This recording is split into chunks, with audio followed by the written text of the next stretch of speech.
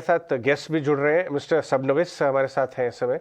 Mister सबनविस, ये जो commentary आई है 8 से 8.5% ग्रोथ की, आपका क्या एस्टिमेट था? तो हमारा एस्टिमेट थोड़ा कम था। We were looking at something like 7.5%। और जो भी बाकी हम इकोनॉमिस्ट से जब भी हम बातचीत कर रहे थे, इट वाज मोर 8%। तो मेरे ख्याल में जो गवर्नमेंट का एक्सपेक्टेशन जो अभी है 8 to 8.5% is probably on the higher side. लेकिन अगर हम IMF से कंपेयर करेंगे, उनका world economic outlook, they are actually looking at something like 9%. So I think the summary में हम ऐसे कह सकते हैं कि the government is very gung-ho about growth continuing in 2022-23. सच्चिदानंद शुक्ला जी हमारे साथ जुड़ रहे हैं, वो भी हमारे साथ जुड़ रहे हैं। Mister Shukla, thank you. In fact Sabnavis ji भी हमारे साथ अभी अभी जुड़े हैं। आप दोनों का बहुत बहुत धन्यवाद। आपको क्या जो इनिशियल एस्टिमेट्स आ रहे हैं 8 to 8.5 विद फोकस ऑन माफ़ कीजिएगा कैपेसिटी इंक्रीज करने का, यूटिलाइजेशन में फोकस, आपको ये कुछ रिफ्लेक्ट कर रहा है कि कल का बजट किस दिशा में हो सकता है? शुक्ला जी। जी बिल्कुल, थैंक यू। मेरे ख्याल से ये जो आंकड़े हैं, ये जो ग्रोथ एस्टिमेट है, इसमें कहीं ना कहीं ओमिक्रॉन और ये थर्ड वेव का एक आकलन भी है। और मेरे ख्याल से ये दर्शाता है कि और सरकार के लिए भी संकेत है बजट के लिए कि शॉर्ट टर्म ग्रोथ एनेबलर्स पर काम किया जाए। तो जैसा कि हम जानते हैं कि इन्वेस्टमेंट्स जो है वो थोड़े समय में थोड़े लैग के साथ काम करते हैं। सरकारें खर्च कर पाने में थोड़ी सी असमर्थ रही हैं कोविड के कारण। तो क्या हम कंजम्पशन की तरफ इसको एक इशारा देख सकते हैं? जैसा कि हमारे एक्स चीफ इकोनॉमिक एडवाइजर ने कहा था पिछली बार, और उन्होंने कई बार ये प्रेजेंट किया है, मीडिया में कहा है कि भारत सरकार ने सप्लाई साइड इंटरवेंशन स्ट्रेटजी पे ज्यादा जोर दिया है। लेकिन अगर हमारी ग्रोथ रेट जो है 8 to 8.5% है, और इसमें कहीं ना कहीं तीसरी लहर की भी एक जो इम्पैक्ट देखी जा रही है, उसके कारण क्या हम डिमांड साइड बूस्ट को भी अपनी स्ट्रेटजी में शामिल कर सकते हैं? मेरे ख्याल से ये बहुत ही जरूरी होगा, बहुत इंटरेस्टिंग होगा। और ये आंकड़े जो है मेरे ख्याल से इशारा कर रहे हैं कि भारत सरकार की तरफ से, वित्त मंत्री और वित्त मंत्रालय की तरफ से डिमांड साइड बूस्ट पर भी थोड़ा काम किया जाए, और इसे हमारी जो स्ट्रैटेजी है उसका एक भाग बनाया जाए। सिर्फ सप्लाई साइड इंटरवेंशन से काम नहीं चलेगा। डिमांड काफी वीक है, प्राइवेट कंजम्पशन वीक है, और कंज्यूमर सेंटिमेंट्स पे इम्पैक्ट पड़ा है, और कॉन्टैक्ट सर्विसेज पे फिर से इम्पैक्ट पड़ा है। तो मेरे ख्याल से ये इशारा कर रहा है कि शायद हमें डिमांड एलिमेंट्स भी देखने मिले। Back to you. बहुत अच्छी बात बोली है, इसमें मैं बात करूंगा। इनफैक्ट के शेप रिकवरी की जो बातचीत आ रही है, जो नीचा तबका है वो काफ़ी ज़्यादा इम्पैक्टेड है, चाहे वो एग्री हो चाहे SME हो, और जो थोड़ा कंफर्टेबल वाला ब्रैकेट है वहाँ पे तो चाहे वो रोलेक्स और राडोज ऑफ द वर्ल्ड हो, मर्सिडीज बेंज हो, तो इतना ज़्यादा बिक रही हैं कि एक साल का वेटिंग हो गया है। तो इस पर हम बात करेंगे। हमारे साथ और भी मेहमान जुड़ रहे हैं। हमारे साथ तो युविका सिंघल अब आ गई हैं, मिस्टर जोशी आ गए हैं, और संजय कुमार जी डेलॉयट के साथ भी जुड़ रहे हैं। देखिए, एक बहुत ही वेल राउंडेड पैनल है हमारा इकोनॉमिक सर्वे को एनालाइज करने का।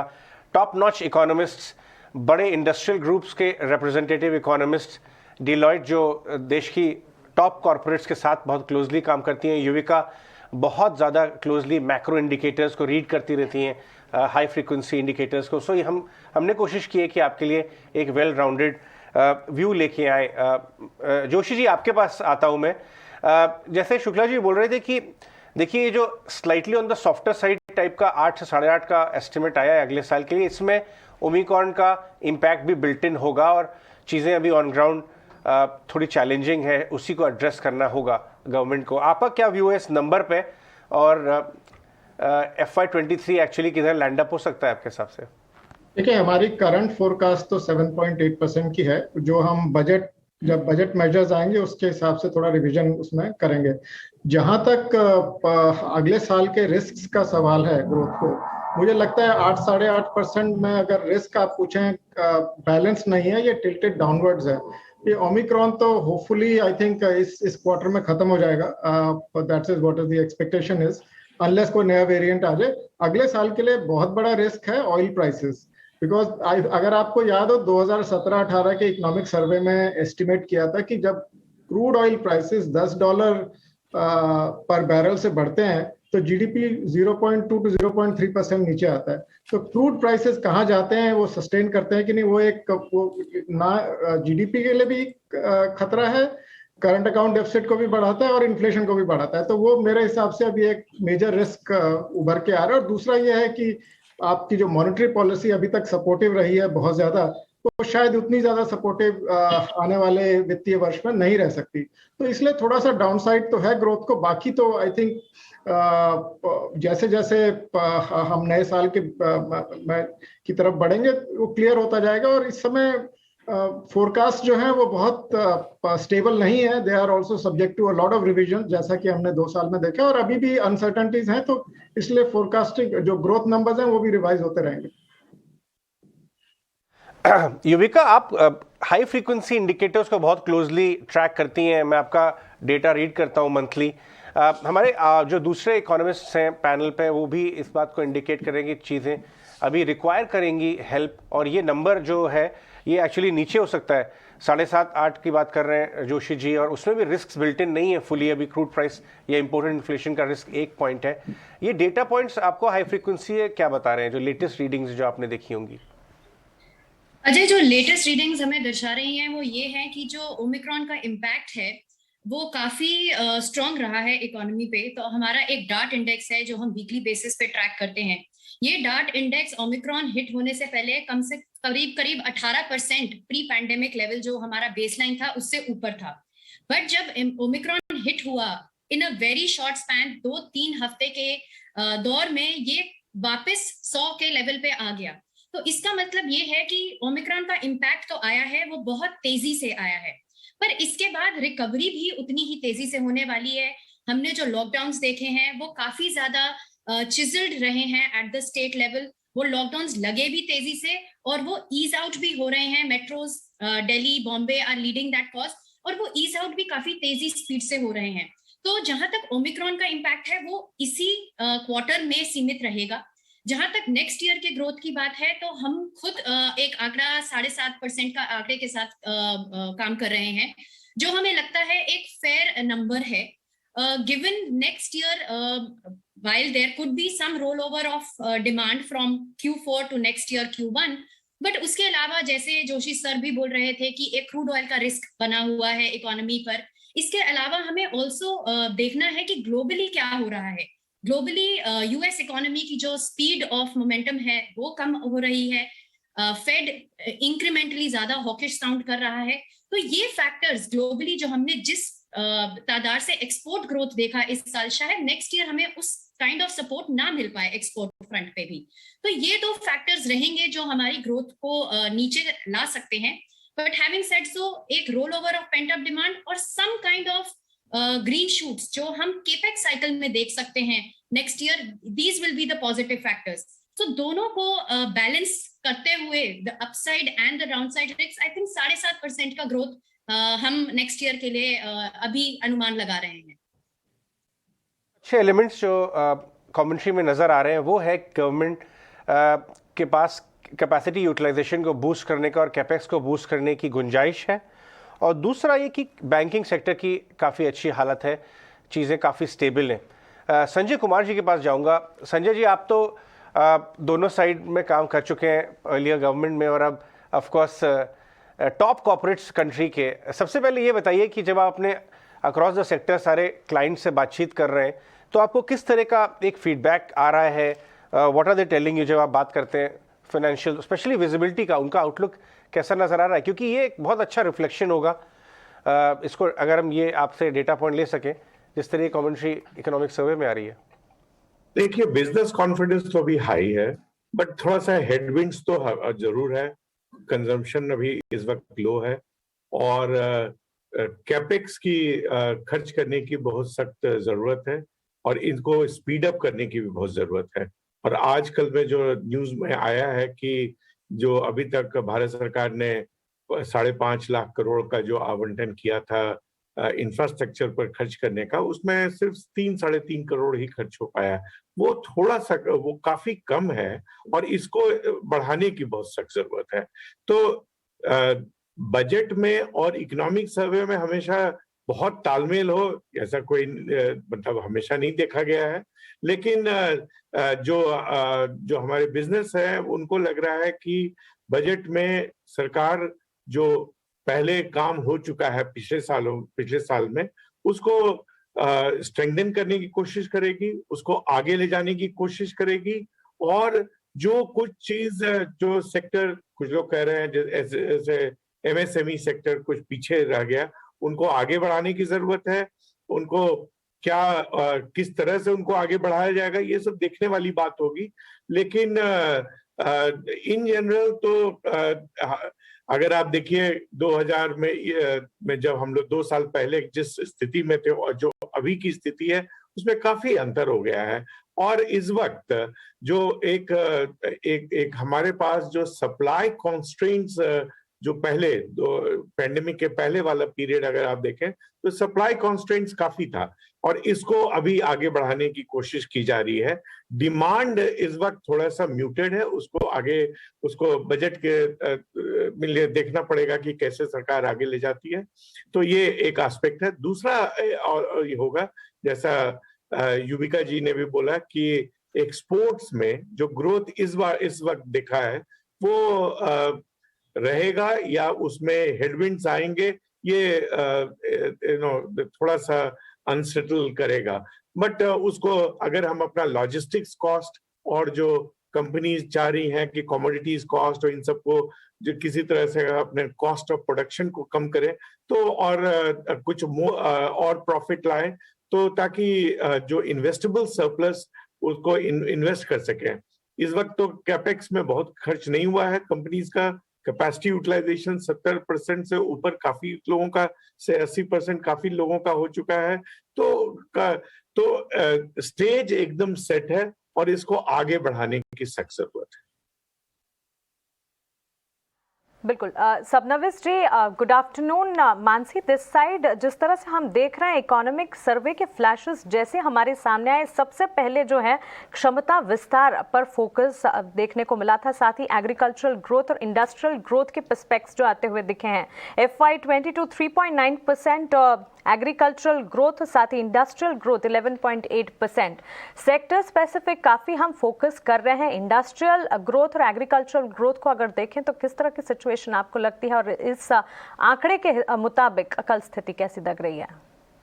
अगर हम एग्रीकल्चर को देखेंगे, I think this is quite expected, क्योंकि दोनों खरीफ और राबी का क्रॉप जो आने वाला है both are supposed to be going to be very good. खरीफ तो ऑलरेडी हमारा इंफॉर्मेशन है कि इट्स बीन वेरी गुड। लेकिन इंडस्ट्री को अगर हम देखेंगे, हम ये याद रखना चाहिए कि बेस इफेक्ट की वजह से they getting this high number of double digit growth. क्योंकि अगर हम इंडस्ट्रियल का पूरा अगर हम break it down into different industries, हम देखते हैं कि कंज्यूमर गुड्स और कैपिटल गुड्स जो इन्वेस्टमेंट और कंजम्पशन का रिफ्लेक्शन करता है, I don't think these numbers have been very positive. So therefore जब भी हम ये नंबर 11.8% जो बोल रहे हैं, I think we have to take it with a bit of caution. और ये कहते हैं, one more thing which we have to realise is, जब सरकार बोलते हैं कि विल ग्रो बाय 8 to 8.5%, काफी कैवियट्स है। We are assuming that it's going to be a normal year, is not going to be another Omicron like situation, there won't be further lockdown. क्योंकि हमने देखा है कि अगर अक्टूबर नवंबर में जो मूड था मार्केट में बहुत अच्छा था, हमने सब सोचा कि ये पेंट अप डिमांड का स्टोरी क्या खेलेगा और the economy will only move upwards. लेकिन दिसंबर में जब हमने देखा है कि there was another lockdown which has come through, things have definitely slowed down. क्यों हम ऐसा रखना चाहिए, we have to look at these numbers this way, that ये 8 to 8.5% जो बोल रहे हैं अगले साल के लिए, that is probably one of the more optimistic scenarios, and there could be a movement may be 0.5 to 1% on either sides depending upon how the overall conditions evolve. Sachin ji, एक मार्केट स्टैंड पॉइंट से इस commentary को आप कैसे analyse करते हैं कि government has fiscal space to boost growth? देखिए, अगर डेफिसिट लूसन अप कर देती है गवर्नमेंट, फाइनेंस मिनिस्ट्री को लगता है कि जैसे क्राइसिस के टाइम पे भी 9.2 चला गया था, अभी ये टाइम नहीं है कि आप बहुत टारगेटेड वे में फिस्कल डेफिसिट को देखें, थोड़ा वहां पे कॉम्प्रोमाइज करके ग्रोथ और डिमांड को बूस्ट किया जाए। तो आपको लगता है बाजार इसको पॉजिटिवली लेगा और यही नीड ऑफ द आवर है? It's for me. Shukla ji, आपके लिए? ओके, तो अगर हम देखें, मेरे ख्याल से ये काफी पॉजिटिव स्टेटमेंट है, क्योंकि हमारी जो पिछली इकोनॉमिक सर्वे की रिपोर्ट थी और जो सीईए थे हमारे उस वक्त, उन्होंने कहा था कि as long as GDP grow करती रहती है, हमको डेट के बारे में बहुत ज्यादा चिंता नहीं करनी चाहिए। और उन्होंने इनफैक्ट, मैं आपको याद दिला दूं कि रविंद्रनाथ टैगोर की एक पंक्ति भी उन्होंने कोट की थी कि माइंड विदाउट फियर। बेसिकली उन्होंने कहा था कि हमको ग्रोथ पर ज्यादा ध्यान देना चाहिए, तवज्जो देना चाहिए। मेरे ख्याल से ये जो एम्फसाइज किया गया है कि हमारे पास फिस्कल स्पेस है केपेक्स लेड ग्रोथ के लिए, ये बहुत ही जरूरी है और ये मार्केट इसको डेफिनेटली पॉजिटिवली लेगा। क्योंकि आप ऐसा नहीं कर सकते कि आप एक स्ट्रैटेजी चूज करें कि इंफ्रास्ट्रक्चर लेड और केपेक्स लेड ग्रोथ की बात करें और वो कमेंट्री चेंज हो जाए। तो मेरे ख्याल से this is very very reassuring. और काउंटर सिक्लिकल फिस्कल पॉलिसी को इस्तेमाल करना ग्रोथ के लिए वो बहुत ही जरूरी है, खासकर इतने सीवियर इकोनॉमिक डाउनटर्न्स में। और मेरा ख्याल है उन्होंने एक और बहुत महत्वपूर्ण बात कही थी कि जो पोटेंशियल ग्रोथ रेट है उसको ऊपर लाना from a medium term perspective बहुत ही जरूरी है। और जो डेट सस्टेनेबिलिटी है, जो कि रेटिंग एजेंसीज और काफी सारे मार्केट पार्टिसिपेंट्स जिसकी बात करते हैं, सब कुछ वो एक न्यूमरेटर है। जब तक आपका डिनोमिनेटर यानी ग्रोथ नहीं बढ़ेगा तब तक बहुत बड़ी दिक्कत है आपके सामने। और इसलिए मेरे ख्याल से ये जो एम्फेसिस है वो बहुत ही रीअश्योरिंग है। और इंटरेस्ट रेट ग्रोथ डिफरेंशियल जो है वर्सेस ग्रोथ रेट डिफरेंशियल जो है, वो अपने आप अगर आप ग्रोथ और डिनोमिनेटर वापस ला पाते हैं via fiscal spending and if you are able to do capex, I think ये बहुत ही जरूरी है। मेरे ख्याल से बहुत reassuring, markets will take it positively. ये तमाम आपको काफ़ी रीअश्योरिंग मार्केट्स लेते हुए दिखेंगे और इनफैक्ट मार्केट्स ले भी रहे हैं टुवर्ड्स दिन की ऊंचाई पर। बाजार में हम ट्रेड्स भी देख रहे हैं। युविका जी, गुड आफ्टरनून। मैक्रो इंडिकेटर्स को, क्योंकि आप बड़े ही ज़्यादा बारीकी से ट्रैक करती भी हैं, और मैक्रो इंडिकेटर्स को अगर देखें तो इंडिया के लिए सजेशंस यहाँ पर यही आते हुए दिख रहे हैं कि we are well placed to face challenges 2022-23 की अगर बात करें। दो चीज़ें हैं जिस पर आपका आउटलुक में समझना चाहूँगी। सर्विसेज सेक्टर की ग्रोथ की अगर बात करें 8.2% 2021-2022 के लिए यहाँ पर दिख रहा है, और रेवेन्यू कलेक्शन के जिस तरह से यहाँ पर डेटा आते हुए दिख रहे हैं, रेवेन्यू कलेक्शन हर लिहाज से, हर सोर्स से अगर देखें तो काफ़ी ज़्यादा यहाँ पर सिचुएशन बेहतर होती हुई, क्योंकि इकोनॉमी जो है फर्दर रोबस्ट ग्रोथ दिखाने वाली है। आपके टेक इस पर क्या होंगे?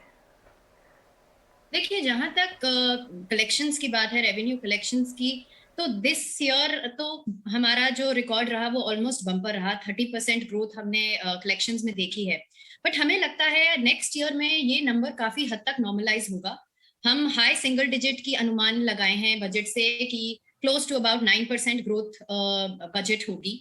और इसके 2-3 कारण हैं। एक तो जो हमने जिस हिसाब से वी शेप्ड रिकवरी देखी इस साल, नेक्स्ट ईयर ग्रोथ कहीं ना कहीं सॉफ्टन होगी। हमारा खुद आंकड़ा, जैसे मैं बता रही थी, 7.5% का है जीडीपी ग्रोथ का अगले फिस्कल ईयर का।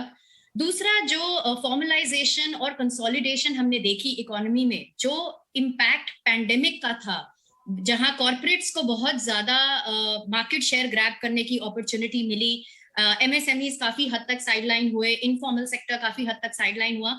हमें लगता है कहीं ना कहीं ये जो पैंडेमिक लेड चेंज था, कहीं ना कहीं ये भी नॉर्मलाइज होगा नेक्स्ट ईयर। जब ग्रोथ ज्यादा वाइड स्प्रेड होएगी, ज्यादा एजेंट्स तक पहुंचेगी, कहीं ना कहीं एमएसएमईज और जो छोटे वर्ग के बिजनेसेस थे वो वापस बिजनेस में आएंगे, और जो इनफॉर्मल सेक्टर था जो काफी हद तक हर्ट था वो भी वापस ग्रोथ फेस करेगा। तो इसके चलते हमें ऐसा लगता है कि कहीं ना कहीं जो हमने रेवेन्यू साइड ग्रोथ देखी, which was led by formal sector, corporate taxes, वो उसमें स्लो डाउन होगा। ऑल्सो हमें याद रखना है कि गवर्नमेंट ने एक्साइज ड्यूटी कट्स करे नवंबर में, जिसका लार्ज इम्पैक्ट अब पूरे साल, तो जब जो पूरा फिस्कल ईयर का आंकड़ा है एक्साइज ड्यूटी कलेक्शंस पे नेक्स्ट ईयर आएगा। तो जहां तक रेवेन्यू कलेक्शन की बात है, डायरेक्ट हो या इनडायरेक्ट हो, दोनों में एक काफी हद तक एक नॉर्मलाइजेशन देखी जाएगी। पहला बात ये। दूसरी बात, सर्विसेज सेक्टर जो है वो अभी भी वल्नरेबल है। इंडस्ट्री जो हमने ग्रोथ देखी लास्ट ईयर में between industry and services, it was largely led by industry sector. Services को कहीं ना कहीं बार बार धक्के लगते रहे। सेकेंड वेव ऑफ कोविड आया, थर्ड वेव ऑफ कोविड में भी जो फर्स्ट लाइन ऑफ हिट होती है वो सर्विसेज सेक्टर पे ही होती है।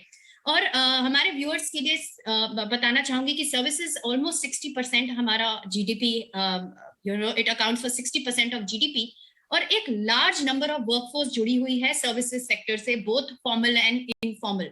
एंड जब भी एक पैंडेमिक का रिस्क होता है या एक वेव का रिस्क होता है, जैसे मैं बता रही थी, सबसे पहले services related incomes, services related jobs को हिट होता है, और वो हर बारी हम देख रहे हैं।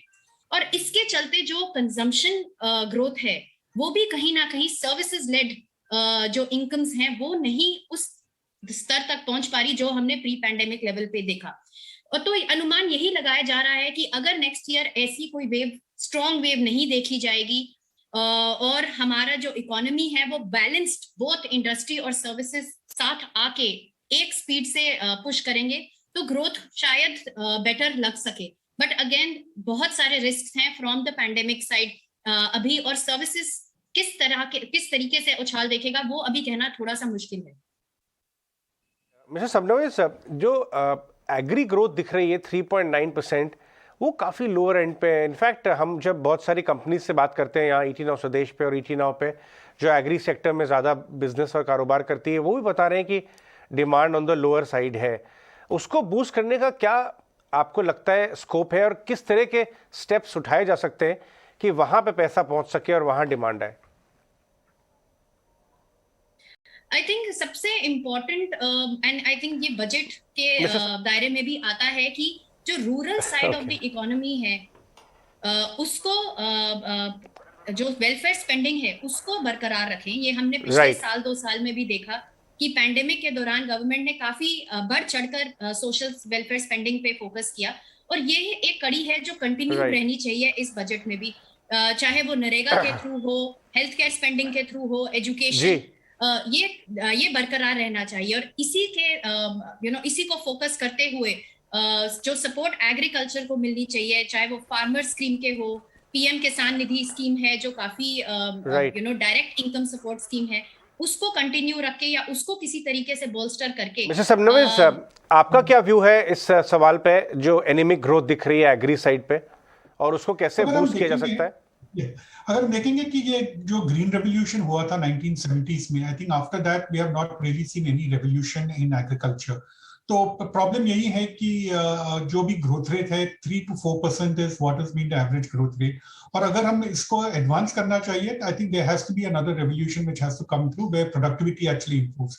अगर आज हम देखेंगे कि agriculture is no longer the favoured profession for lots of children of farmers, और हम ये देखे हैं कि काफी ज्यादा माइग्रेशन हुआ है रूरल से अर्बन की तरफ, and most of them have gotten employment in retail malls and construction.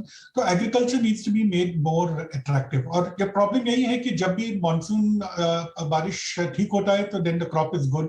जब कोई भी फेलियर होता है जो भी रीजनल में, और हर साल हम देखते हैं कि there is some region or the other which has shortage of monsoon and automatically there is a problem in terms of crop. तो जो रिस्क जो है एग्रीकल्चर में, I think we need to have these kind of risk mitigation measures. और जैसे कि futures trading में was very good option. ये ENAM जो हुआ है which the government has started, that's a good thing. और I don't want to deviate too much, लेकिन ये farm laws का जो भी रिपील हुआ है, I don't think that's been very good. क्योंकि अगर हम कमर्शलाइजेशन करना चाहते हैं एग्रीकल्चर में, और जैसे सच्चिदानंद जी will attest to it what his company is doing, जो भी प्रोग्रेस जो प्राइवेट सेक्टर ने किया है, private corporates have done in agriculture has been remarkable. So अगर हम ये रेवोल्यूशन नहीं करते हैं, we don't bring about changes, we stick to the old systems, मेरे ख्याल में this 3.5 to 4% growth will remain a stagnant growth rate for the next decade or so. Remarkable insights coming from every one of you. Sachchidanand ji, good afternoon. आपसे मैं 2 elements पर आपका outlook जानना चाहूँगी। एक तो जिस तरह से हम देख रहे हैं ग्लोबल लिक्विडिटी का ट्रेंड है और पिछले 1 साल में काफ़ी कुछ हम देख चुके हैं, क्या आपको लगता है कि ग्लोबल लिक्विडिटी जो है उससे फेस करने के लिए राइट नाउ हम बिल्कुल तैयार हैं? और साथ ही टोटल कंजम्पशन की अगर बात करें, एस्टिमेटेड ग्रोथ यहाँ पर जो देखने को मिल रहा है 7%, क्या ये आपको लगता है एक सिग्निफिकेंट सिचुएशन हमारे लिए? टोटल कंजम्पशन के फ्रंट पर आप क्या कुछ कहना चाहेंगे? कंट्रीब्यूशन टुवर्ड्स गवर्नमेंट स्पेंडिंग, क्या कुछ आप कहेंगे? तो पहली बात जो आपने पूछी, ग्लोबल लिक्विडिटी और क्या भारत उसके लिए तैयार है, मेरा ख्याल है कि अगर हम पिछले जो एपिसोड्स हुए हैं लिक्विडिटी के, एडवर्स लिक्विडिटी के, उसकी तुलना में अगर हम देखें तो हमारी स्थिति काफी बेहतर है। सबसे पहली बात, जो ग्रोथ डिफरेंशियल है, और अगर आप ग्रोथ एस्टिमेट्स देखें तो भारत के जो ग्रोथ एस्टिमेट्स हैं बाकी देशों की तुलना में काफी बेहतर हैं, ज्यादा हैं। और सबसे जो अगर आप फंडामेंटल वेरिएबल्स को देखती हैं तो ग्रोथ डिफरेंशियल एक बहुत ही बड़ा वेरिएबल माना जाता है जो कि लिक्विडिटी फ्लोज को ड्राइव करता है on a sustainable basis. Short term में गायरेशंस होते हैं because of multiple reasons, but अगर आप मीडियम टू लॉन्ग टर्म देखते हैं ग्रोथ डिफरेंशियल जो है बहुत ही इंपॉर्टेंट है और ये भारत के फेवर में है।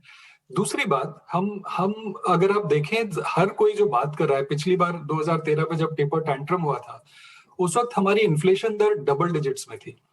इस बार हर कोई इन्फ्लेशन को लेकर चिंतित है, लेकिन कोई भी 10-12% की बात नहीं कर रहा है।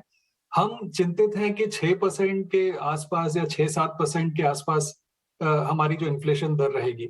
तो एक बड़ा चेंज आया है एक्सपेक्टेशंस में इन्फ्लेशन को लेकर, क्योंकि हमने ये जो इन्फ्लेशन टारगेटिंग रेजिम अडॉप्ट किया है और जो क्रेडिबिलिटी रही है आरबीआई की पिछले कुछ सालों में, इसकी वजह से भी काफी कॉन्फिडेंस है और ये जो है इंटरेस्ट रेट वॉलेटिलिटी और एक्सचेंज रेट वॉलेटिलिटी को कर्व करने में मददगार होगा।